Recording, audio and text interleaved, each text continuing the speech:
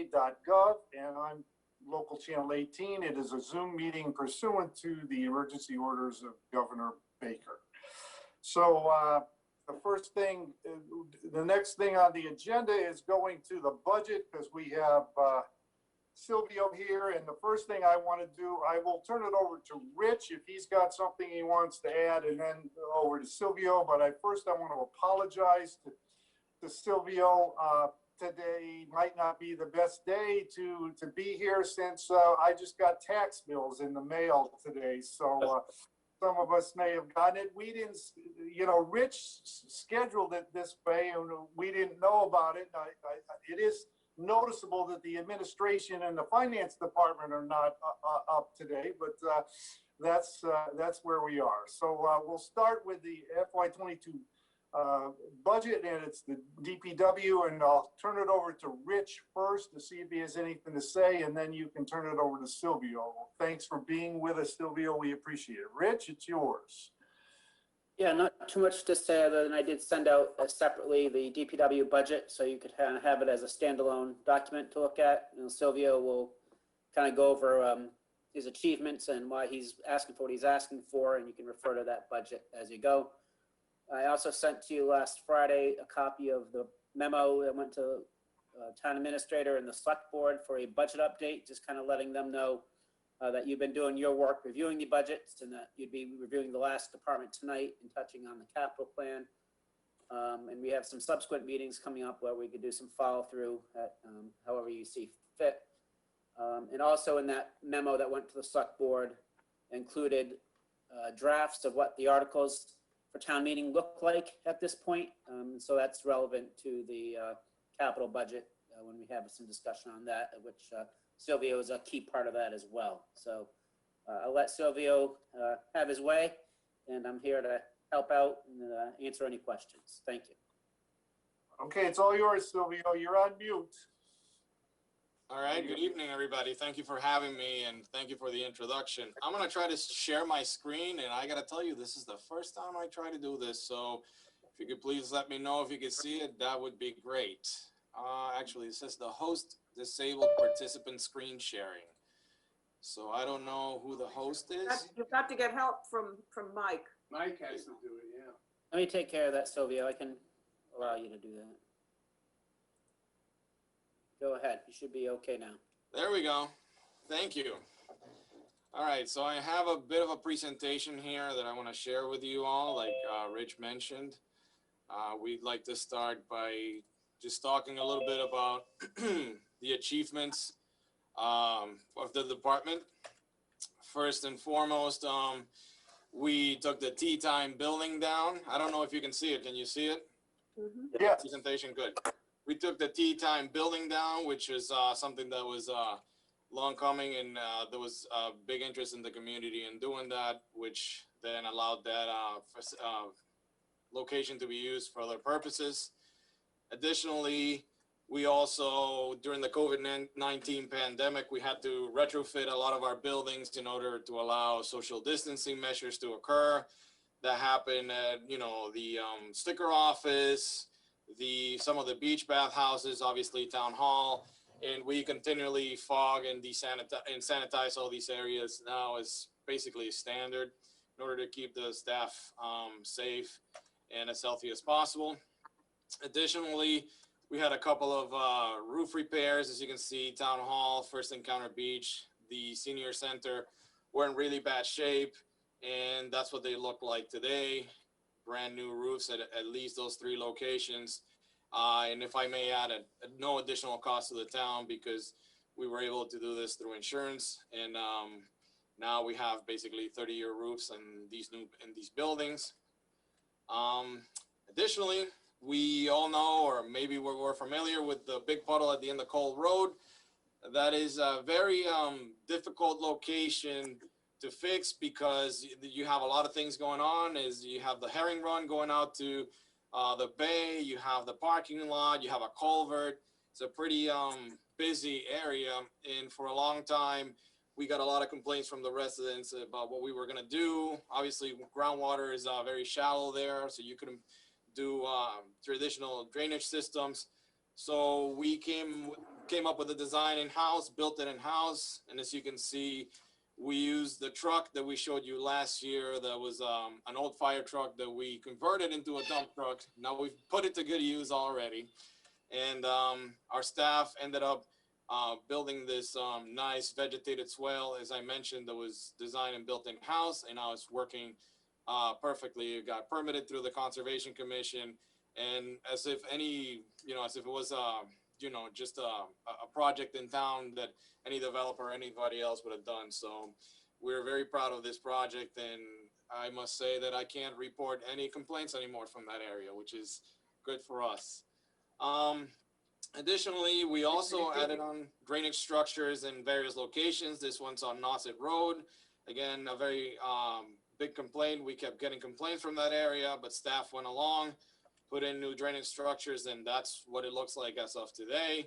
No puddles anymore. That structure's working really well. Furthermore, one of the big things we had to do is retrofit our transfer station during the COVID-19 pandemic.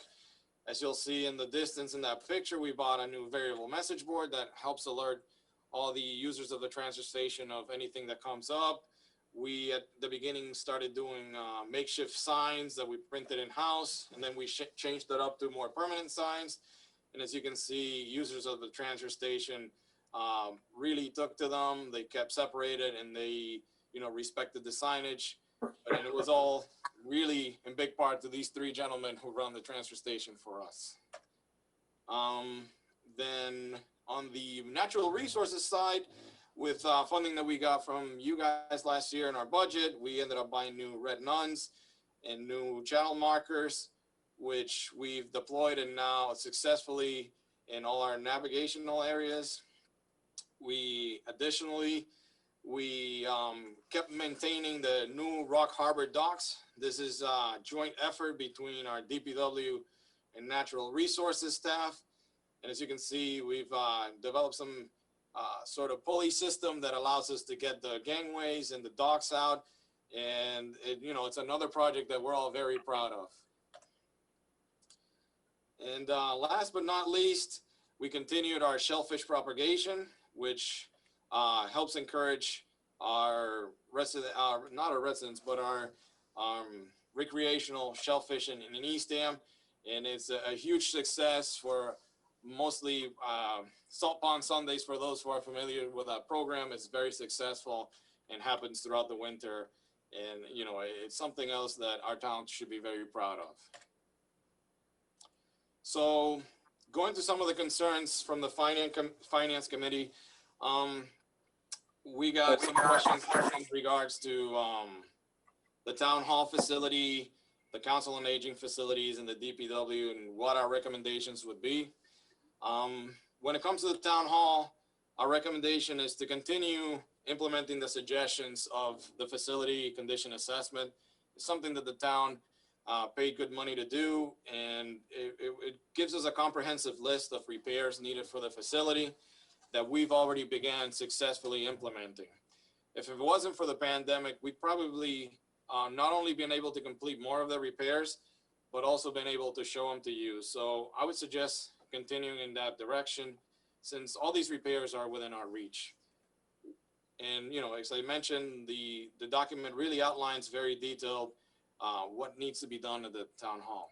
When it comes to the DPW and the Council on Aging, my suggestion would be to complete a feasibility study for both of these facilities. Those two buildings serve very specific needs that require the buildings to be able to meet those functions, not only now, but also in the future. So the most cost-effective course of action is to perform a space needs assessment to evaluate the potential alternatives that will help us meet these needs for years to come. So that's what we're suggesting for those. Even though we already have a facility assessment, we feel that those facilities are close to being not available to meet the needs of those departments. Is there any questions? I'm sorry, I should stop. Yep, go ahead, Mary. How much would that cost? The facility assessment that we have for the DPW and the capital projects, capital improvement plan for this year, we have $75,000. We don't think facility assessment for the senior center would probably cost that much, but we can certainly look into that. I've never performed one for a senior center before. I have done two for DPW buildings, and they typically range with the $150,000 to $200,000. But because our facility is pretty straightforward, is not very large, we feel like $75,000 would probably be a good amount. So, Sylvia, I'm sorry. Go ahead, Mary. Yeah, so how does the Council on Aging fit in with the tea time possibilities? When it comes to that, obviously Tea Time is a property that is available to the town. There's a committee right now looking into what the best uses for that facility would be. And I think that's a discussion that committee should definitely have, whether it's recommended to move the senior center into that location or not. But certainly that's a piece of property that's available to the town, not only for that, but for other options or anything else that the town would like to do. Well, I'm just George? Oh, go ahead, Mary. about spending money on something if we're going to be moving into something else. Correct, and that's why I suggest doing a feasibility study, because the feasibility study will not only explain to the town what the needs are in the future for that department, it will give you a variety of options ranging from staying in that location to moving to a new location. And if you move to a new location, what do we have for options? What size building we should have, et cetera, et cetera, et cetera. So it's in line with what the town is doing already into looking at Tea Time as a possibility. It would just expand on that and would base itself on not only the current, but the future needs of the senior center. Okay. George, I think you, or was it Steve that wanted? Steve, go ahead. You're on mute, Steve. Thanks, Jerry. I'm sorry.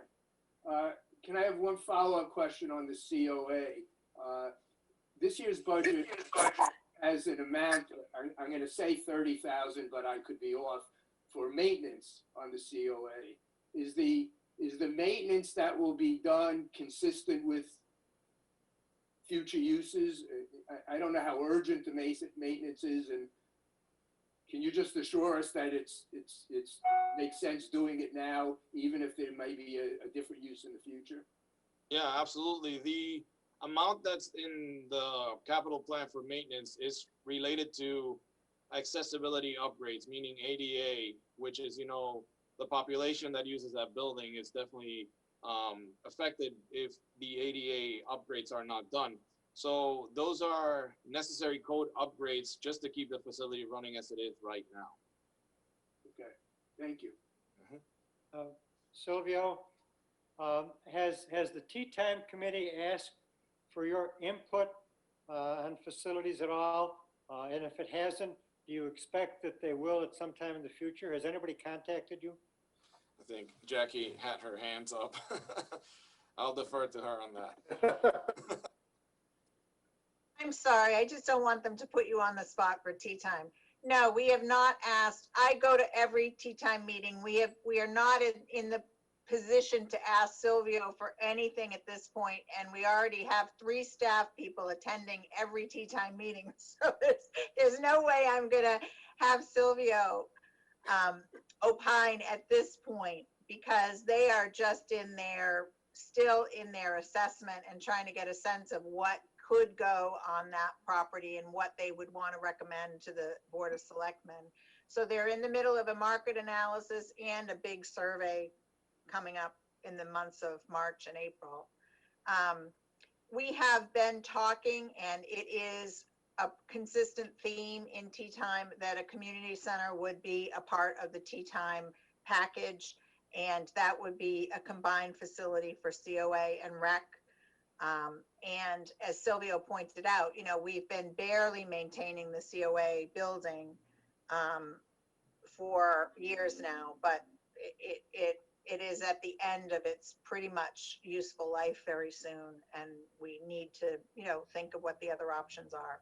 But in terms of a feasibility study for the COA, there is $30,000 that was funded in capital, I want to say 5 years ago, for a feasibility study for the COA, and we've been waiting to use that money based on not a knowledge that we didn't want to continue with a senior center only, that we wanted to build a community center at some point. So we'll be at the point where Tea Time is ready to move forward with that recommendation. We have some funds set aside for that, and then we could just supplement those with other funds.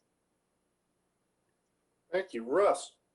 Silvio, I noticed on the recycling, a graph thing here, the revenues are like 59,000, the expenses are 68. It's about 9,000 differential. Is there any way of evening that out? Let me try to share my screen again so that I can actually Yeah. go to Yeah, that. well, Sylvia, while you're sharing that, let me just say one thing. I know I noticed, I see that Linda Colhane has joined. She usually asks if she can record. You have permission to record this, Linda. I don't think you asked previously, but it's all yours. Sylvia, it's back to you. Go ahead. All right. Let's see. So yeah, so going to the transfer station recycling, as was mentioned, our revenues so far for FY21 for a variety of our recycling items are about just shy of $59,000. That's really broken down into metal and light iron. That's our big money maker, if you will. Aluminum and cardboard. But you will see demo down here, and that is because we also help other towns process their demo, and we charge them for that. So that's an additional source of revenue that we created last year.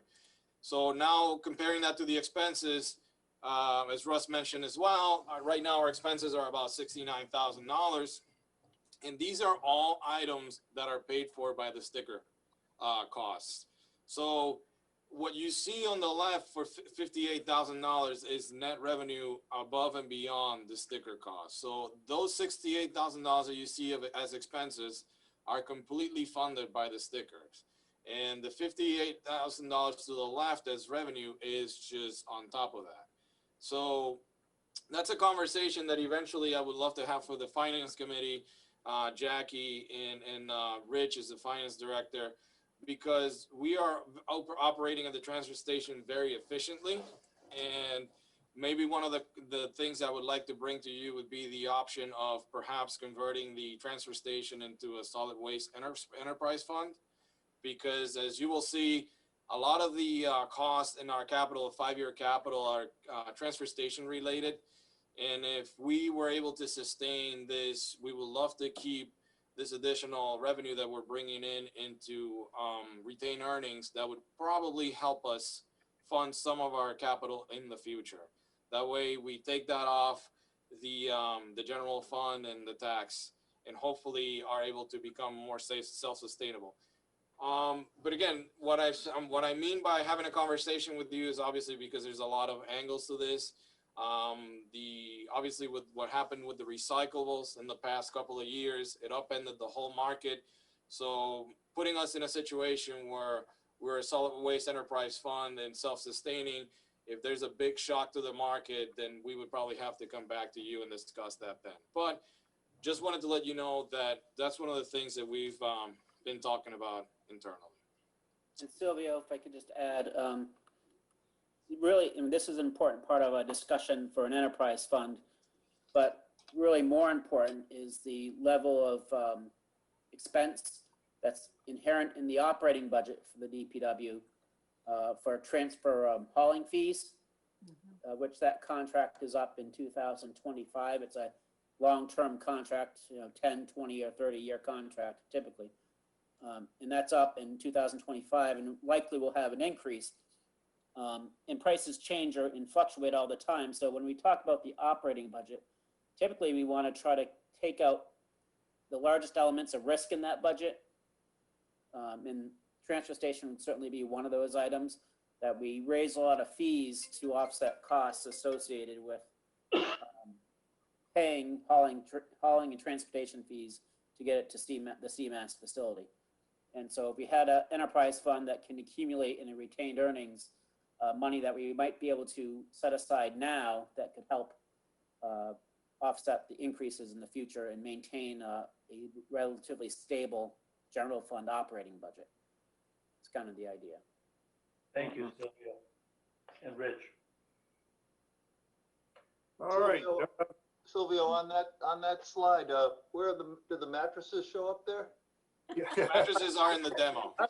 I was Demo, gonna ask- They're being slept on. Okay. The mattresses are in the demo Gotcha. category. In the demo? Yes, sir. We just think of you as the mattress king, that's all. Yeah, no, that's good. And that program is getting better and better. The grant that allowed us to start that program just ended for us and 2 other towns. And we are negotiating with them because now they obviously have to pay for their mattresses to be removed, but there's some that are wet or soft, can't be removed. So we're negotiating with them so that we can process that for them as well, because we have a method of doing that, and then also charge them for doing that. So we can add to that 4th category of revenue for the demo and bring that up a little bit more. Bernie and girls called me. They wanted to know who the mattress king was. They want to see if they can cut a deal with you to get some mattresses to sell. There you go. We'll take them. Mary. Silvio, have you noticed any big change as a result of COVID? In other words, because from my perspective and many others, many more people are living here on a regular basis, full time because of COVID. And I was just wondering if you've seen a big increase in the use of the transfer station because of that. Yeah, absolutely. What ended up happening is, I think for a lot of, not only us, but for other businesses will probably attest to this, is that the season got longer this year.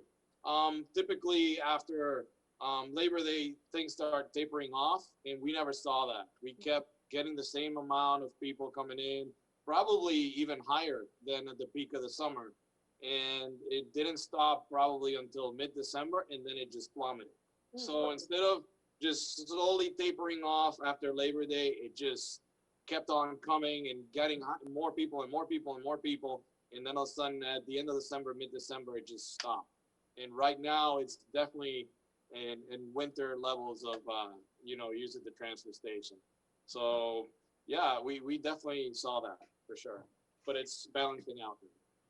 Steve. Thank you, Jerry. Silvio, speaking of being winter, you really can socially distance there now. You're right. Yes. So do you have a sense, an estimate of what proportion of our user fee revenue is coming from, I'll call them single users, they may come many times, and what proportion comes from stickers? And the related question is, do we have any idea of the proportion of taxpayers who have transfer station stickers? I do not have a breakdown in front of me for the difference between, like you said, single users that pay the entry fee versus sticker users handy, but I can certainly get that to you fairly easily. If it's fairly easy. Yeah, that should be fairly easy. And when it comes to the sticker usage, that's another interesting thing. It goes back to the same thing as usage of the transfer station. There was this big peak that just kept on going, and then it stopped, and things are balancing out, and the numbers that we're seeing for sticker users compared to last year are the same. It's almost like, again, instead of happening just gradually like it happened last year, it just kept on going up and then it stopped, and now we're getting the same amount of sticker users. What I'm wondering though is not about the absolute number, but which may vary because of the COVID situation, but what proportion of the taxpayers are using private services versus have sticker fees to use the transfer station? Yeah, I wouldn't know. I would definitely, that's a good question to ask. I would definitely like to reach out maybe to the haulers and see if they've seen an uptick in people signing up. But when it comes to us, you know the number of stickers you're selling. yes. And we That's know what how I'm many saying. taxpayers there are. Yep. That's the fraction I'm kind of interested in. percentage-wise, when it comes to tax. Is it 20%? Is it 60%? Is it 2%? I have the foggiest idea. And the reason for my question, I should reveal it, is I'm a believer in using generally distributed tax revenues to pay for a service that most people use. And user fees restricted to when it's only a small percentage. That's just a personal point of view. But I'm interested in knowing if most of the town is using the the stickers, or that's really not. It's only a modest percentage. Well, we do a survey that we have to submit to Mass DEP every year, so I know I have that information somewhere. That's also easily for me to get, so I can gather that and report that to you as well. But I don't have it right. And thank you for everything you're doing, Sylvia. No problem. Yeah. All right, anybody have other questions where we're at right now? Otherwise, I'll turn it back to Silvio to go. It's all yours, Silvio. What's next? All right, so last but not least is there was a discussion about staffing. There was some questions about staffing. And let's see, where am I? Oh, there we go. So there was a question whether staffing levels are adequate or staffing positions are needed or reductions are possible. Just like the transfer station and everything else we do here in Eastham, we have our peaks and we have our slow seasons. For us in the DPW and Natural Resources Department, the peaks are obviously the summertime and the wintertime.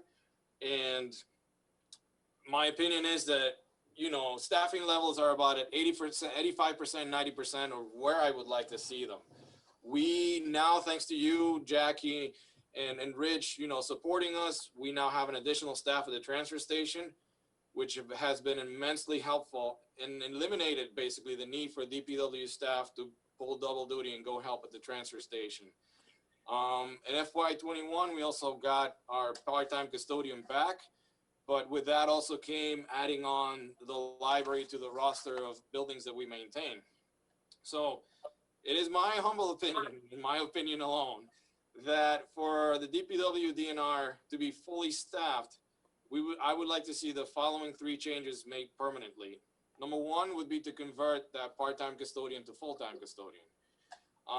Number 2 would be to hire an additional motor equipment operator that would serve as a mechanic.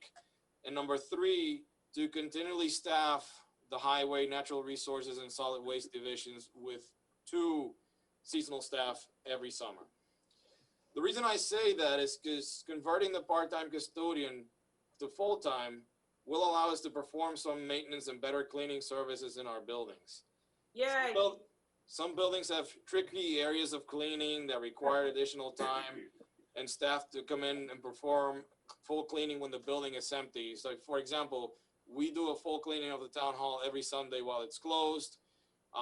We would like to do the same thing, for example, now with the library when it's closed on Mondays, because it has high glass windows and things of that nature that take a lot of time to clean. So having a new custodian full-time will allow us to stagger all 3 of them into different schedules that will ensure 7-day coverage with daytime and nighttime shifts. And so that when we can go back to night meetings, we'll be able to have coverage then too.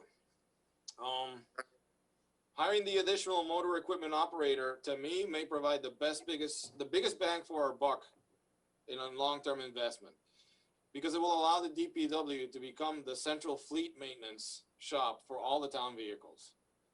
As of right now, we're already assisting the Beach and Rec Department and the Council on Aging with some of their vehicle maintenance and repair.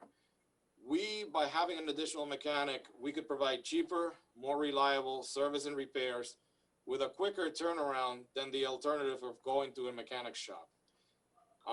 Having those additional duties would allow us to officially take over those responsibilities instead of, the situation we have right now where we can help only when we have the time to do so.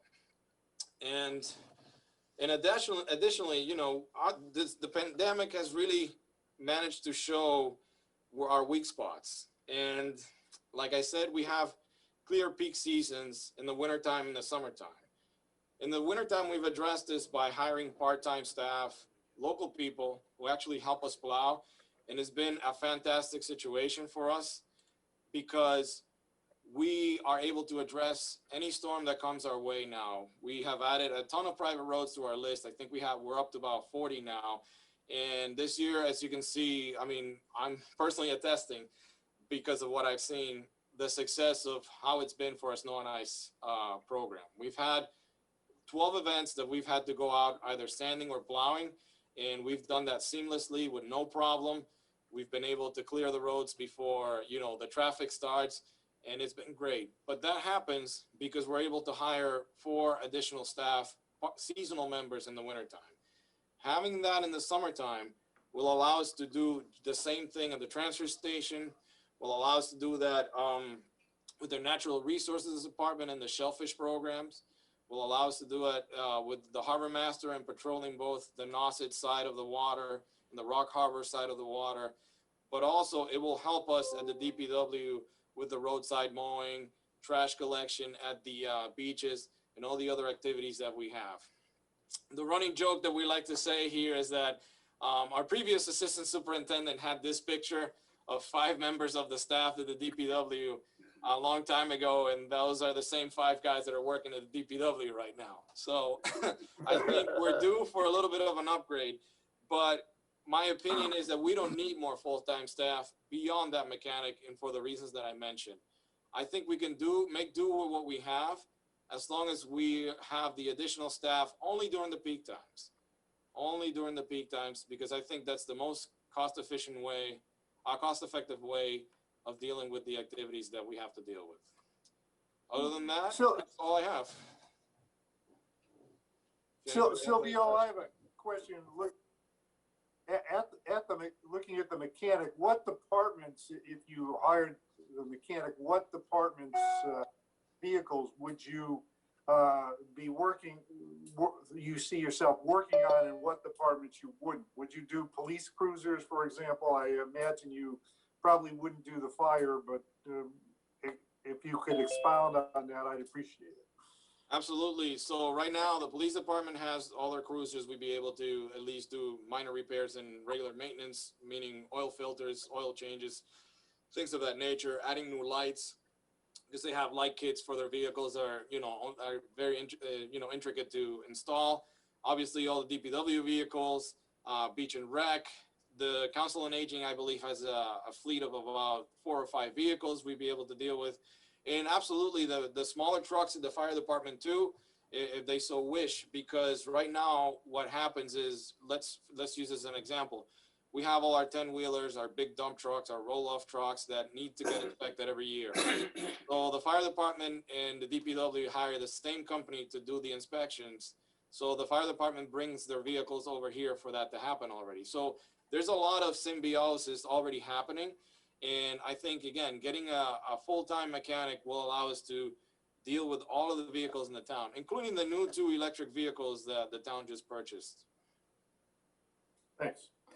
Silvio, have you done any sort of computation to say that you would actually probably save money by hiring a mechanic versus paying for outside? And that's exactly, no, we haven't done that yet. I am in the middle of doing that. I knew this question was going to come our way, but I need to talk to the other departments to see in their budgets what they've spent in the last couple of years. So that's unfortunately why I haven't been able to do that, because I need to gather that information from there or from them or finance. But yeah, I would love to I'm working on a cost benefit value just to present that to you as well. Good. George? That was my question. He's answered it. Oh, okay. Look at that. You're clairvoyant as well. Russ? Sylvia, I'd just like to make a comment on that. I've been on the committee on and off over 20 years, and the DPW budget has been the most stable budget, I think, of any of the town areas. And right now, I would be very positive about implementing all of those things, depending on, a little more study by it. But I think your department is exceedingly well-run and particularly financially. So any recommendations, I would be very positive to having implemented. Thank you. Thanks, Russ. Any other, Jerry, if I could just add to Silvio's, I had started with Silvio, talking to Silvio several months ago on the mechanic responsibilities and consolidation, something we have experience with in a couple other towns that I've worked with. So it does work well, and so we can complete that analysis. It wasn't presented as part of the FY22 budget, but just speaking to Sylvia's other staffing requests for the 2 additional seasonal, in the initial process of drafting the budget and getting it balanced, that was reduced, but not fully. So the budget did go up $20,000 under the seasonal wages from last year to provide for up to 1 additional seasonal.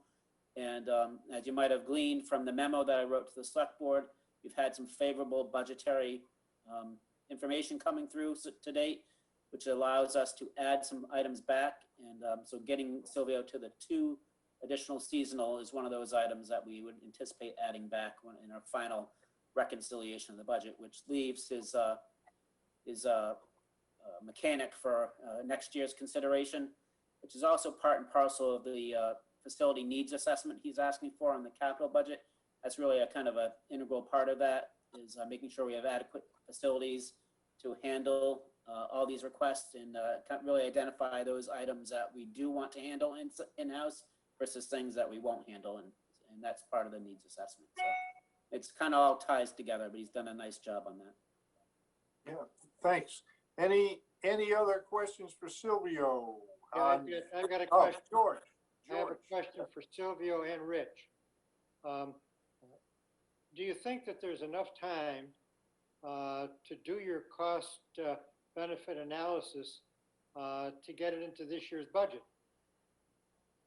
I think even if we do have the time to do that, I think it would be prudent for us to wait until next year. I mean, obviously we're in the middle of the budget season, and I don't think that right now that's much of a priority as maybe making the custodian full-time and also getting the seasonals. I think we can certainly run for 1 more year in the way that we are now and buy ourselves some time to do a thorough investigation on how would this be beneficial to us or not. And there's also some work that has to be done as far as coordinating with the other departments. Silvio and a mechanic would be able to take on board a lot of the routine, regular maintenance, oil changes, inspections, and things like that. And there's also some record keeping that, OSHA related, that we have to start doing that. So that can all be done in-house. There's certain things that we got to make sure that we coordinate, and for the big ticket items, for example, like pump testing on a fire engine, probably aren't going to happen in-house. So we have to coordinate with the other departments of those things that we're going to do and how it's going to work, and make sure that they understand how it's going to work versus the things that are going to remain, by a vendor. Very good. Steve? When one of our departments uses an outside facility to do repair on a vehicle, how is the price negotiated, or do we pay rack rate for whatever they charge normally to the public, or do we have particular vendors that we have, kind of on retainer? How does that work? From my experience, what I've seen other departments do is they do shop around with various shops to see roughly how much it would cost them to do that. It's not something that they try to do on the regular. And again, let's see, I'm using just the example of Beach and Rec and the COA. But then tentatively what they end up doing is they go to a couple of shops, or maybe a shop that has worked in this vehicle before and they know the kinks of the specific vehicle, and they get a quote for that. And what ends up happening is they come to us with a quote and they say, well, is this something that you'd be able to do in the next, let's say, couple of weeks, because I need this vehicle in a month or so. And what we end up doing is then we take the quote, we find out what parts we need, we get a quote ourselves just for the parts, and we bring it back to them and say, yeah, we can do this in the next couple of weeks, and it will, we'll just charge you the parts or something like that. And if that works out, then we end up doing the work internally. But it sounds like we don't do a procurement for a vehicle maintenance vendor or something like that. No, it's on a case-by-case basis. Yeah, okay. Oh, no, we do we do have a procurement requirement that we would honor, and we also can purchase off a county. The county prepares a bid on these types of things that we could take advantage of. So no, they are procured. But I do think if the more centralized and coordinated effort we had, the better procurement we would get out of this potentially. So that's part of the analysis that we could do.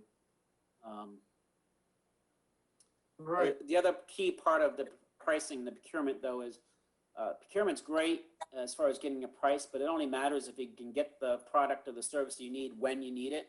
So that's the other key part of procurement, right? Is it's somebody give you a great price, but if you can't get it till September 27th and you need it for July and August, what's the point? Exactly. Right. Peter, Sure. Am I on? Yeah. Silvio, wondering if you could give us a status report on the town hall CPA repairs. So yeah, the CPA, that's again, thank you to the CPC committee for helping us with that. Unfortunately, again, with the pandemic, that's one of the few projects that kind of had to be put a little bit on hold until we figured something else out, and then we knew how we'd be able to function and continue our operations safely. But our goal is to resume that this spring. Unfortunately, again, we basically lost a year, if you will, because we wanted to start sometime in late spring and summer of last year. But because of the pandemic, that stopped. But our goal is to resume that project this spring. We're going to start going out to an RFP for consulting services for the different designs that we need to do so that, the repairs are historically accurate. Great. And you did the most important part, which was the roofing. yeah, and that one was on insurance, so it saved us. But Yeah. in terms of the building, that was great. And my other question is, I guess they told us that you would be the person that would make the case for why the town needs a $150,000 boat for Rock Harbor. Yeah, absolutely. So that was in our capital plan for last year too, long-term capital plan. It was divided up between the fire department and us. And it's a pretty simple sell. If I could just get you on that boat, the current boat, you would notice right away. But I'll give you a little bit of history on it. The boat that we currently have for Rock Harbor is actually a boat that was more for lakes and ponds and just calm waters. You go out there even on a normal day and it's hard to drive, hard to manage. It has a center console that as soon as the water hits it, it just blocks out. So you're driving like this, looking out the center console because you can't see. It has a little bit of a hatch because we share again this boat with the fire department for rescues in the water, and the hatch is not watertight, so it leaks. So by the time you come back to dock, you have quite a bit of water in the boat, which is not something you want to see. No. But the most important thing is this was a temporary solution. It was my understanding from the staff. I think my predecessor got that boat about 10 years ago with the hopes that they would eventually buy a new boat, and 10 years later, here we are, still not with the new boat. So I think it's more than served its purpose, and it's just time for a new boat. And we've been working. I got to admit, I didn't even know there was a boat at Rock Harbor. Yeah. So the purpose of it is to make rescues and, because that's as you know, time sensitive harbor. You can only get in and out of there at a certain time. That's correct. So is it really, it will serve a purpose? Absolutely. Matter of fact, we work directly with the fire department. The chief itself is very interested in seeing a boat on that side again for the purposes of rescue operations on the bay side of the water. Who operates it? Fire department? We operated, it would be our boat, but again, we would share with them so that anytime there's a rescue mission, they can jump on it and just use it. Matter of fact, they come over all the time and inspect it just to make sure that it's serviceable for their purposes too. So it's a shared piece of equipment between us and the fire department. So they're cleared on operating it. So it's just whoever's on duty at the fire department would get called down to the harbor and jump in if Correct. if the tide was right. Correct. Same thing happens, we have another boat, they have another boat on the Nauset side, so it's the same thing. If there's a rescue situation or harbor master comes in, they come in and we assist them in any way we can. It's just for the same reason you mentioned on the bay side, we don't see the need to have two boats because of the nature of how, the tides work on that side. So we want to buy this particular boat in a way that works for their operations and works for our operations so that we can share it and, bring down the costs of, having, instead of two boats, having one boat out there. How big a boat is it? Will it be? I have the specs somewhere around here in my, I will tell you in 2 seconds. It's about I think it's a 20, there's two options we have, the 23-footer and a 25-footer. And I don't know if you've been to Goose Hummock and you've seen the fire station, the fire department's boat over there, but it's going to be pretty similar to that. Here, we also have a full-time harbor master now, who is an ex-coastie and a boat captain. Correct. So there wouldn't be any rescues without him being around either. Sylvia, Sure. talk about the pricing. I'm sorry. Sorry, To Jerry. the price, right.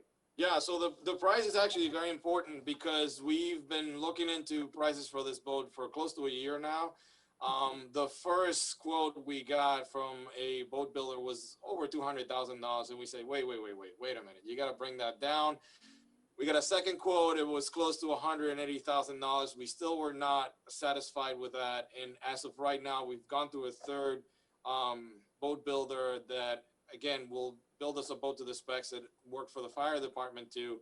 And we've got a verbal commitment of about $150,000. So that's what led us to ask you for that amount.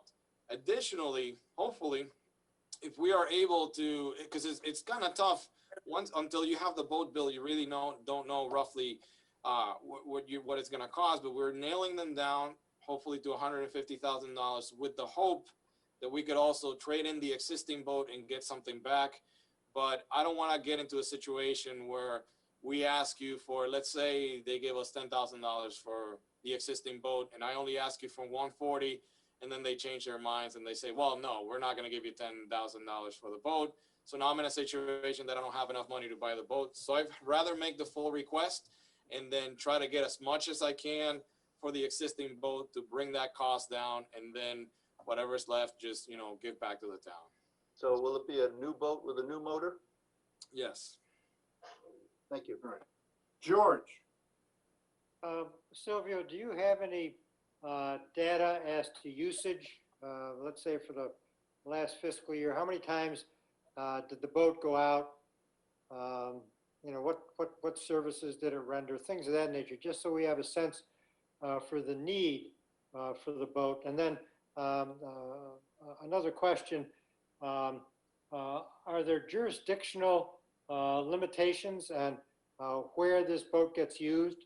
Like, for example, if you went west in Cape Cod Bay, does there come some kind of a demarcation line where this boat would not go over into what might be Dennis or places like that? How does the boat actually get used in terms of demarcation lines? So usage and demarcation. Yeah, those are both excellent questions. I for the first one, I can certainly talk to the fire department and see how many rescues they've been a part of. But when it comes to our department, we patrol every day. We go out on that boat every day. And as a matter of fact, we have the harbor master, but then we also have another natural resource officer. And what they end up doing is one goes on one side and the other one goes on the Nauset side. So we try to patrol every day, and in the summertime more because you have so much traffic. When it comes to the demarcation line, I can actually tell you this because I've hopped on the boat with them and I've seen it. So they do have certain markers that they know, and they have a GPS unit that tells them how far off land they are. But they've been navigating these waters for so long that they kind of know. So when you actually go, instead of west, let's say we go north, when you get to the area of harm's way and everything, there's a couple of poles that they look inward and they know that that's the Wellfleet line, and they turn around and they say that's as far north as we go. When it comes to the west, they have a couple of other markers that they have, so they know how far out they have to go. But the important part is when somebody's in distress in the water, it doesn't matter if they're in our waters, if they're in Dennis's waters, and they're the state waters. Somebody needs help. Everybody, goes in and helps with that. So being able to provide that assistance not only to our neighboring towns in the same way that they would provide it to us, it's key to safe and rescue operations. All right. Rick, did you have a question? You're up. Okay. Yeah, George asked my questions. All right. Peter. Last question, I think. Does Orleans have a boat in Rock Harbor? Yeah, They do. My understanding is that they don't keep it there, but I think they do have a presence on the bay side. All right. Mary. Silvio, I just have one piece of excellent news in case you haven't heard. Our Big Belly solar trash compactor was installed last week. And so we'll need your assistance with the bags and the removal of the trash when whatever schedule you set up for that. Absolutely. Matter of fact, we got that call last week, and I think we've already dropped off a couple of the bags, because we heard that it was already online, so we've already put some bags in there. And just like we promised you, there's one at the Windmill Green, so we'll just make the one at the library part of our routine. Mhm. And I have one more question. I see that there's money in there for plowing private roads. I know the whole issue of plowing private roads has been around for many, many years. And I see there's 15,000 in there for it, but I don't see any money spent.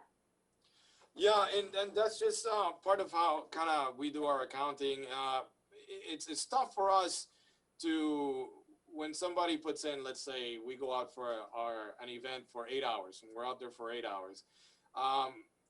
It's hard for us to say, well, we spend this much time on private roads or that much time on public ways. So it's all part of the same pot at the end of the day. As long as we don't go over the full amount, we do not, it doesn't really matter to us, but we don't have dedicated staff just to public ways and public and private roads. Everybody that goes out does all the roads. So that's why you see that line item is not touched, but the other line items are spent. Okay, so there's 15 there and there's about 80 in the others. So it's just 95 total, so to speak. Correct. Mhm. Thank you. Any more questions for Silvio? Tom? You're on mute, Tom. There you go. Yep, all set. Hi, Silvio. Hey, Silvio, I noticed you have a very small, a relatively small overtime budget. And is that related predominantly to your snow removal, the need for the people to do snow removal during the storms and at night and things like that? Or is there something else that plays into that? Well, my question would be, which one of my overtime budgets? The DPWs, the solid waste, or snow and ice? DPW overtime, the request is 25,281. So the DPW overtime is for typically DPW related activities such as, again, collecting the trash at the beaches during the summertime. That gets done during the weekdays, during the weekends, and sometimes after hours on the weekends. The snow and ice plowing overtime comes out of the snow and ice budget that Mary was just mentioning. And that's something that Rich and I have been discussing too, since we're all one department now, instead of having different overtime line items and making the confusion that we're dealing with right now. It'd be great just to have one line item for overtime for all our overtime activities to avoid this confusion. Yeah. Yep. Thanks. But a lot of that activity, Silvio, is some of that is a small degree of callback. I mean, if someone calls out of the transfer station, you have to have it staffed. If somebody happens to be on the day off and you don't have a seasonal to fill in that shift, then you got to call somebody in on overtime. So that's why he's got those nominal. The snow and ice, just a point that I'm sure most of you have heard or understand, is anything that's snow and ice related gets charged to the snow and ice budget. And depending on the number of storms and severity of storms you have in any given year, you might have a deficit in your snow and ice budget. That's one of the only things by law that we're allowed to deficit spend, and typically we would. Most communities don't increase the budget for snow and ice because of that law requirement. They require you to also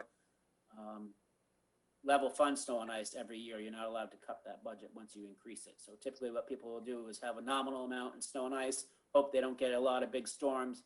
And if they have a deficit, they have a deficit, and you fund it at your spring town meeting to cover the deficit. That's correct. Right. Okay, any other questions on this before we move to capital in the budget? Okay, I guess, Rich, I'll go to you on the capital, and because I think Silvio is also on it, so I don't know whom to point to first. So I'll hit I'll hit you, Rich. Sure. Well, I'll kick it off, and Silvio certainly had a key part of developing the budget, especially when it comes to the maintenance. But as I've told you before, and you've seen these documents now for a couple months at least anyway, had a little bit of back and forth on them. Was a kind of a relook at the capital plan looking forward, and we did want to integrate the override that the town was gracious enough to accept. And so the practice on that was we really want to address those items that were routine, recurring, and were impactful to ongoing operations. So that lends itself to largely to the vehicle repairs, vehicle replacement, I should say, whether it's a police car or a DPW vehicle, and departmental equipment. So these are things that require routine replacement pretty much year in and year out, or maybe on an every other year basis. And if you don't have them, it's an impact to how they operate the department. So we wanted to make sure we covered those things. Then I also wanted to make sure that we started developing a plan that included, most everything. When I looked at the prior multi-year plan, it didn't necessarily include everything. And my instructions to the department was, let me know what you've got. If it's not, even if it's not in the 5-year plan, I want it on the list of inventory, so we know potentially what the universe of things coming up would be. That's going to be a work in process. That's going to take a couple of years to shake out, I think, but we got a more complete list this year, and we'll improve upon that. I also added, normally we're doing a 5-year plan, but I did ask people to say, well, if there's anything on the horizon, year 6 through 10 that has a cost greater than perhaps $100,000, I think was my threshold, put that in the thereafter column, so that even though it's not in the 5-year plan, we've got it on the horizon, and that helps me do some planning, which will, this is our first time through. As we get next year, we'll improve the planning, and over a couple of years, we'll improve even further. So I'm big on the financial planning. So that aids in that effort and in our debt planning. And my goal here, and if you looked at the bottom of the multi-year capital plan, you see various funding sources. Actually, let me take a step back.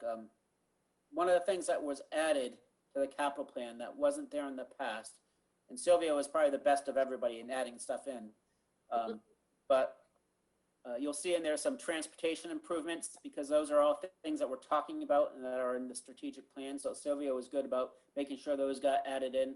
He was also very good about adding in things that we utilize our Chapter 90 funds for, which typically we don't show up on town meeting because it's a state grant application essentially.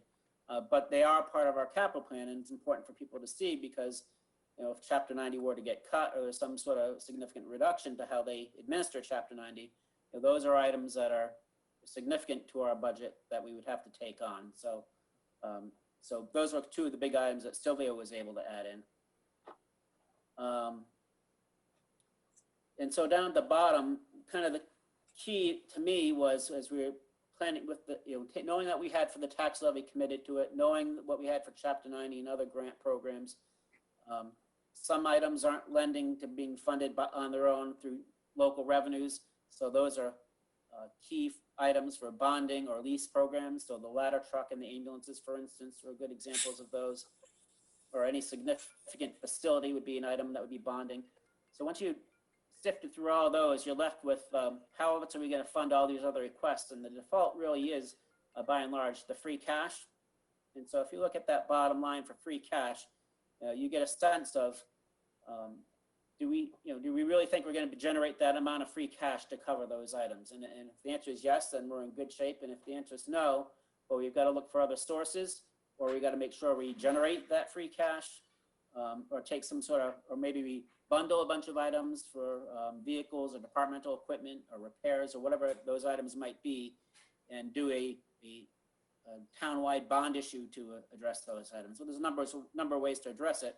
But I thought this document kind of gives us a good thing to talk about going forward off of budget season, so to speak, as for how to deliberate and address these issues that we have on the horizon and that are in the capital plan. So I guess my key takeaways are almost all departments have recurring articles in funding for vehicle replacement. Almost all departments have recurring funding for departmental equipment. That's key to their operation.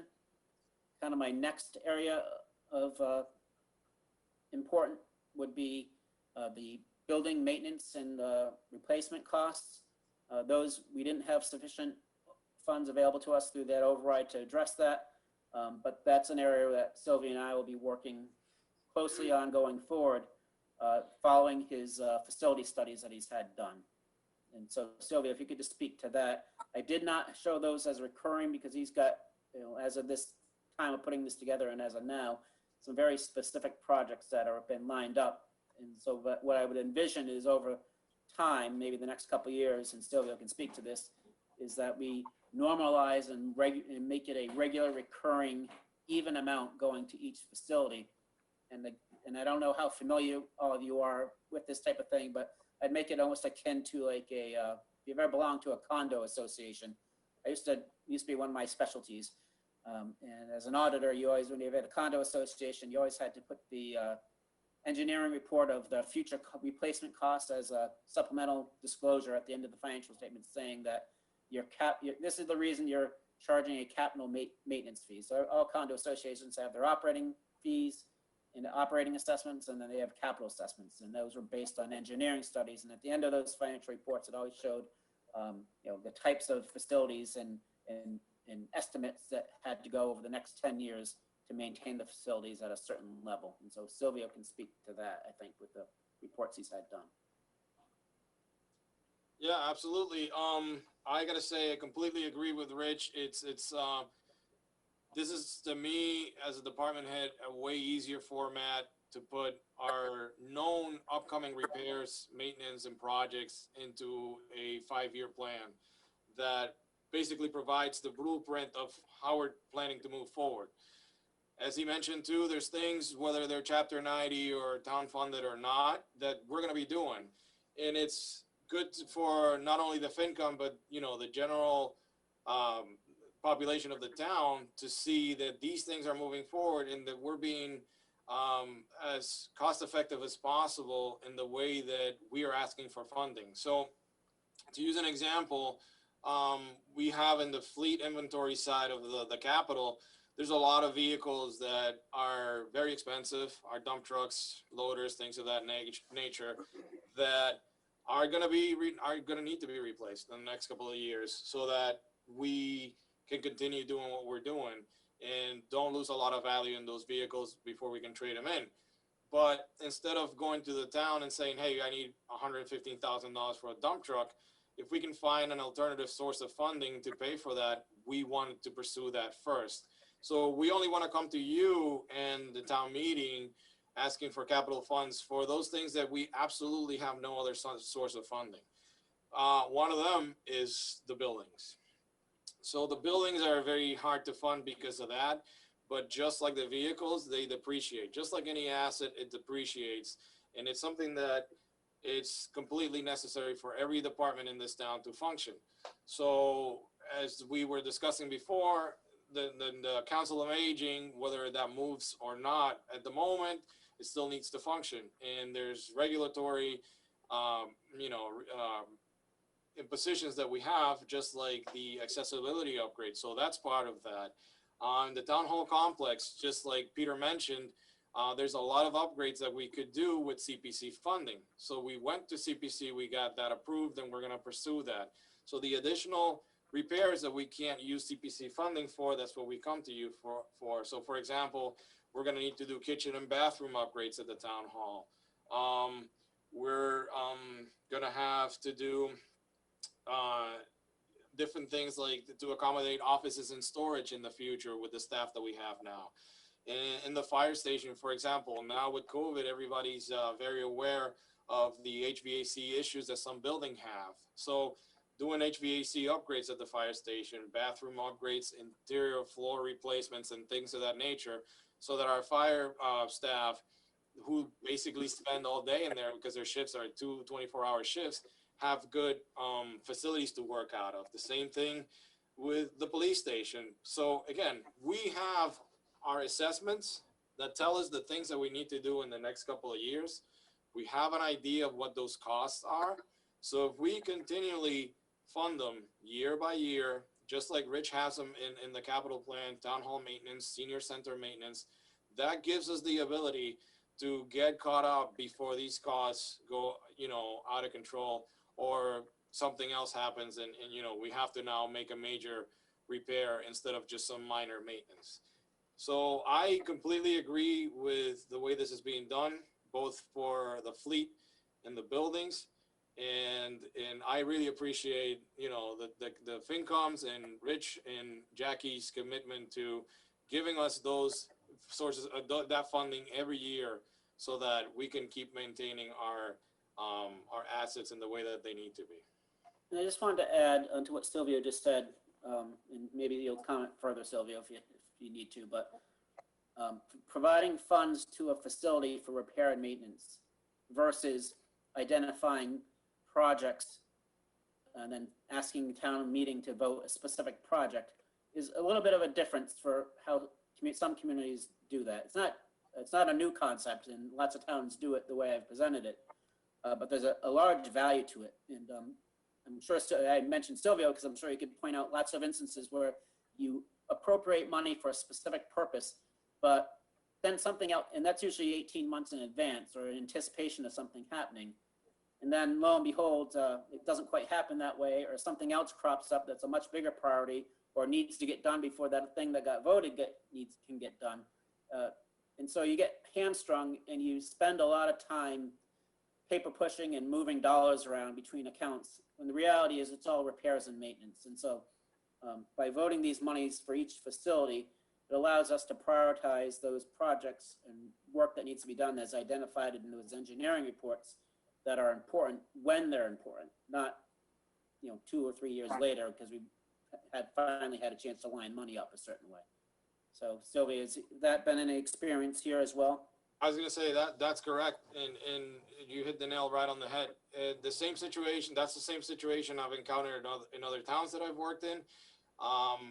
Appropriating these funds in this way gives us an immense amount of leeway as to how to spend the funds when something happens.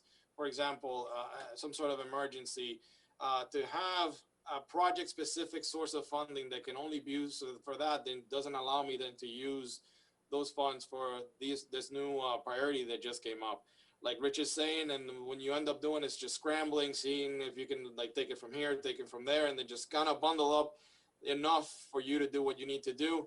But if you have it set up in this way, you can legally address any single priority that comes up, whether it's something that you planned on or something that happened. Just like what happened to us with the roofs, we were lucky enough that we could use the insurance money for that. But let's say, for example, we didn't have that avenue. If I didn't have an appropriation for to fix that roof, the roof would be the same way it is right now. It would have been in bad shape. We wouldn't have been able to address it. So to us, the name of the game is to be able to be nimble enough to address issues when they come up, and to have the funding structured in this manner will allow us to do that, and that will be something that you'll definitely see in the future, and when it comes to our response to issues. Steve, you have a question? Yeah, thank you. I think my question is probably for Jackie or Rich, or both, and they have some relationship to town meeting, actually. The first one is, if I recall something Rich said last week, that a lease arrangement is considered borrowing by the state. So with these leases that are in this, going to be in this warrant, does that mean they'll require a 2/3 vote at town meeting? Like the Quint, for example, Yes. or yeah. the ambulances, they will. Okay, and the second question is, are there any items in the proposed capital budget that were not in, that will require an 80% vote at town meeting because they weren't in the approved five-year plan? So I'm sure Jackie has something to say on that, but let me just say, to wrap up what we're talking about on a higher level with the 5-year plan.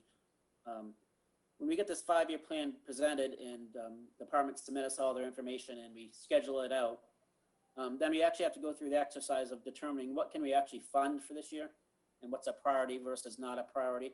And so not everything that's asked for necessarily gets funded, and so that's why there's a capital budget versus a capital plan. And then so next year when we update the plan, it will be updated for what we could do versus what we couldn't do. And so I guess there's that. And then I'm asking the question in the reverse way, though. to your point, Is there anything, one of my is there experience, something in the capital budget that wasn't in the previously approved capital plan? It's legal to do that. It just, under our charter, requires an 80%. I think that. well, there wasn't an example. So that's one of the reasons I mentioned that. So for example, I had put something in that hadn't presented before. And as it turns out, I think we had an opportunity to get grants to cover it. So when I was looking at what could we fund, I excluded it. And that, if I had included it in the capital budget, would have met what you're just indicating, Steve. It would have been the first time it's showing because I was new to the town, and then we would have had that. But then there's also things that, and this is, I think, a good finance committee discussion, now and perhaps for the future as well. Items that Jackie might speak to that I don't know necessarily are part and parcel of a capital plan. And so that we might find a need for another article that isn't operating budget, isn't capital budget, but addresses other funding requests. And so Jackie, I don't know if you have any of those. Yeah, that's the only one that I can think of, Steve, that's clear. And Rich and I were talking about this the other day. What he's referring to would be the Seashore Land Exchange item that's in the capital plan. First of all, we're not sure it's capital because it's legal fee, basically legal fees, surveying fees, engineering fees for the land swap that we have to do with the federal government. And that is related to the Nauset Light Beach Road land exchange. So we took almost a mile of their land to do that road, and we have to now pay for the legal transfer and the surveying to do that with Philadelphia. So that really isn't a capital item, but it's not an operations item either because it's not a recurring, it's a one-time thing. So Rich and I talked about taking that out and putting it in an article that would explain it better and get it out of the capital plan. But that's the only one I can think of. Also kind of goes back to what we were saying earlier about making sure that people put all their inventory and all their needs in the plan, regardless of whether they think it's going to be funded or not. And this would be a good reason why we would do that. Is all of a sudden it becomes important for some reason. Rich, you're at 100,000 feet, and I think I'm at 1.5 yards. I'm just trying to find out, is there anything, not theoretical, what might be and how we want to do this in the future, which are more important conversations.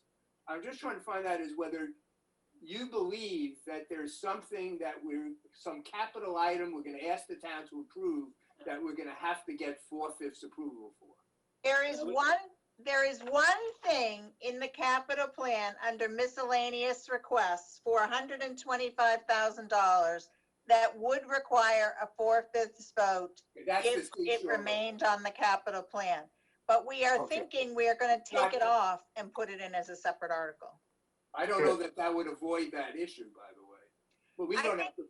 I think it would. We don't need to take the time up of the committee, and whatever you and council decide, I don't have to worry about it anymore, so God bless. That's the only one. All right. Jackie. Any other questions? Yeah, I have one. Who is Russ, Russ? All right, sorry, Russ. no problem. This is for Jackie and Rich.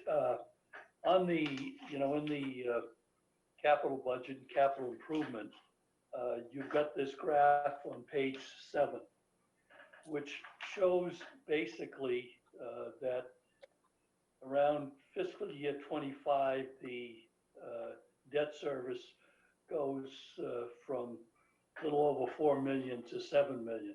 I assume that would hurt our bond rating, but the low interest costs that are in place now might be an offset for that. Is that a correct assumption? It depends on how many bites at the apple we have with the bond rating agencies. We had a ratings call a couple months ago, and we'll have another one because we're doing some borrowing for the water project. So I'm conditioning to them, and we're doing financial projections that show them all this, so they know what's coming down the pike. So I think they've kind of baked in that analysis into their rating already. And so Okay. it's my job to make sure they have and are considering us in the best light. And I guess the only thing I would add to that, and we think we spoke to this at our last meeting, this is all exempt debt. And so even though our debt is increasing as a percentage of our budget, it is funded and provided for, and we're still being able, and we still project maintaining a relatively, all things considered, low tax rate compared to other municipalities. Right. Thank you. Thanks, Russ. Any other questions? All right, the next item on the agenda is the 5-year plan, capital plan. So Rich, I'm gonna turn it over to you. I think, or Jackie, I don't really. Well, maybe I read it backwards, Jerry, but I kind of thought I addressed that with the. Okay, you did. I know, I don't know if there's anything else you want to say on the 5-year plan. I mean, I put them right next to each other because we're talking about capital in 5 years, so put them there and then we'll do the budget summary. Anything else you want to say on the 5-year plan, or any questions on the 5-year plan from the committee? All right, so let's look at Mary. Yeah, Rich, I have a question. The Nauset Regional School bond, have they decided how many years they're going to proceed with it, whether it's 20, 25, or 30? I haven't seen anything about that. And I was wondering if it went with the low interest rates, if it went to 30, that would obviously increase it from 20 to 30 years, but with the low interest rates, it would reduce the amount that everybody was paying, would be paying. I was wondering where we were on all that. Yeah, it's a school committee decision. Oh. And they're looking at a 20, 25, 30-year option. I've got my preferences. Other people probably have their preferences. But I kind of am probably with you that the rates are so low. You take the longer term. I think there's also the issue of generational equity. This is a 50-year asset. So pay for it over a longer term. The people getting the benefit are paying for it. Mm-hmm. But, people are all over the place. It hasn't been decided yet.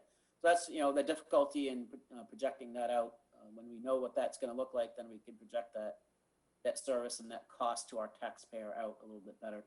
But I could probably give you guys, just for informational purposes, I can email it out, a range of what to expect for, somewhere, I imagine probably either be the 25 or 30-year option, most likely. Will people know Right that? now, Mary, on the Nauset website, they have a 25-year projection at 2.4 or 2.6% interest, something like that. Oh, okay. That shows you what the cost would be per town. At the 2.4. Yeah, I think it's 2.4 or 2.6, somewhere in that range. Thank you, Jackie. Any other questions on that before we go to what Rich wanted to talk about, was the budget recap? Sure. All right. One more on that, Peter. the term of that bond. Do you think, Jackie or Rich, that the school committee would be interested in you to weigh in on what what Eastham would prefer?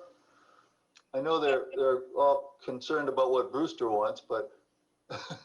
They have asked all 4 towns to give their opinion, and so Rich and I have sent Eastham's opinion. Which is 30 a year? Yes. Yeah, thanks. Okay, any other questions? All right, Rich, it goes to you on whatever you want to do on a recap. You're on mute. Let me share my screen real quick here.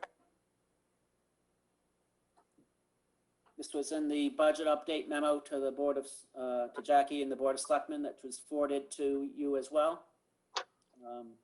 Got this narrative here.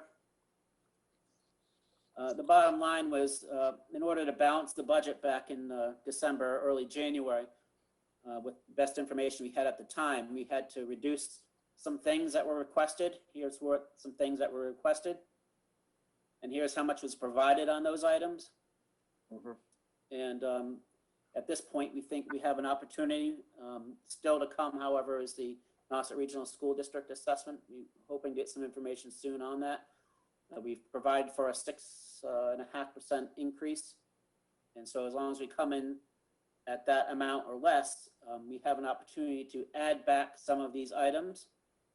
And so in the next week or so, Jackie and I will do that and give you some final recommendations. As I mentioned to you, DPW salaries is likely to be one of those items. Addressing the reserve fund a little bit is one of those items. Let's see, the housing position has been discussed already, so we can perhaps accommodate that. Excuse, you saying you probably can accommodate that? Yes, that That we we would said. accommodate. Great. The housing inspection staff made a lot of sense, and we likely will look at that. And reevaluating our health insurance. Right. And then we might also, On the affordable housing position at 35,850, that's the full amount, and so the CPA will pick up half of that? right, that's, likely the approach, right? Okay, thank you. Sorry to interrupt. Oh, no worries. And then the rec department increase here to full-time is a good request that we'll consider.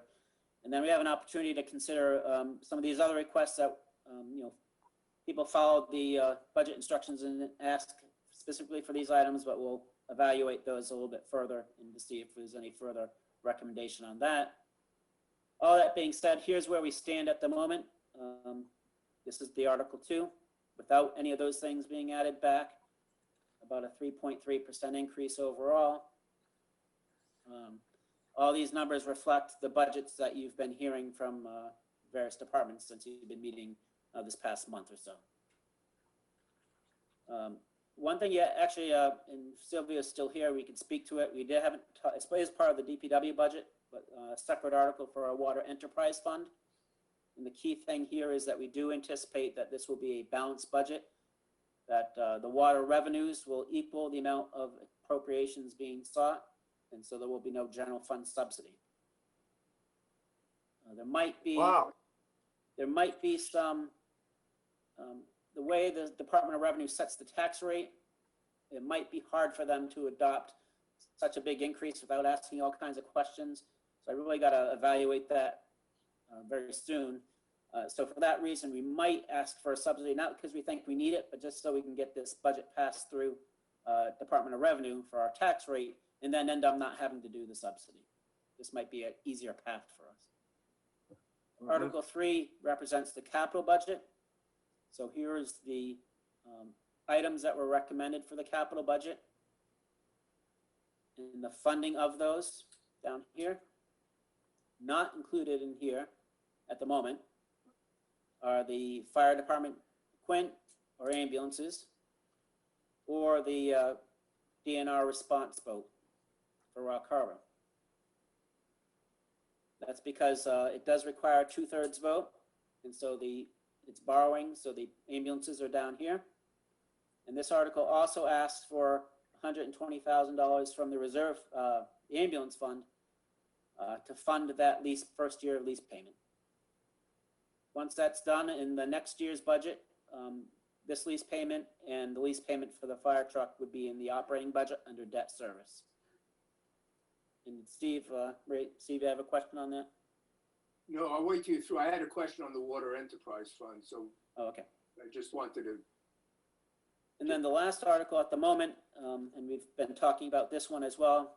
At the moment, the boat is indicated as a capital exclusion, a one-time raise of property taxes.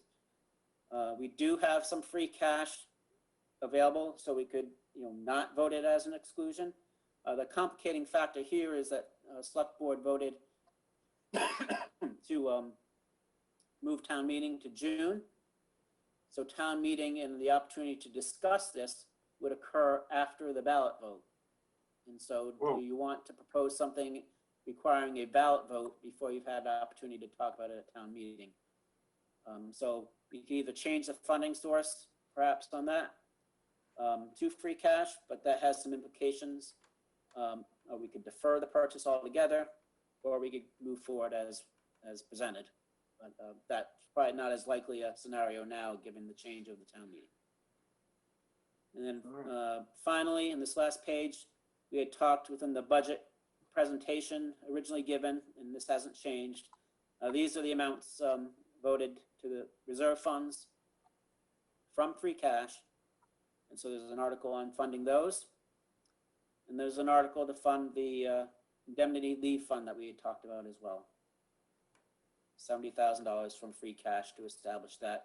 It requires a separate vote since it's a local adoption of a chapter of general law.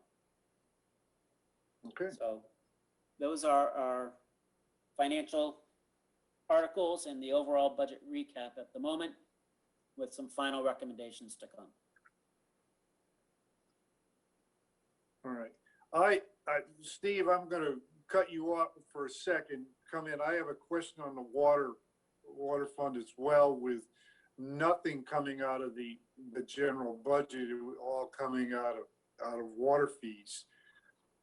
Since the high school and the elementary school and the library and all the town buildings are not in their operating budget charged, the high school would have to be